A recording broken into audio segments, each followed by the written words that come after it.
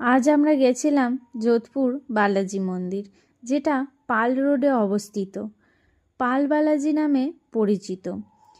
তো সেখানে পৌঁছে গিয়েই আমরা প্রথমে কিছু মিষ্টি আর একটু ফুলমালা কিনে নিয়েছিলাম, যেহেতু আজকে মঙ্গলবার পুজো দেব। এখানে মঙ্গলবার দিনকে প্রচুরই ভিড় হয়, আর অন্যান্য দিন একটু কম ভিড় হয়। মঙ্গলবার সবাই পুজো দেয়, তাই একটু বেশি ভিড় হয়। কিনেই সেখানে ভেতরে প্রবেশ করেছিলাম। প্রবেশ করে মেন মন্দির যেটা, সেখানে উঠেছিলাম। উঠে মন্দিরটা দেখছিলাম, খুব সুন্দর মন্দিরটা।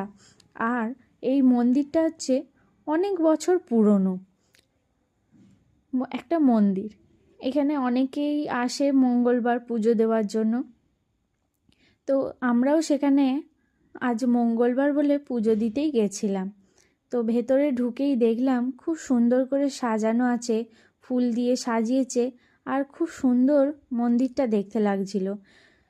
ভগবানের দর্শন পেয়ে আমরা খুবই খুশি। সেখানে আমরা ভালো করে পুজো দিয়েছি, অনেক আনন্দ করেছি।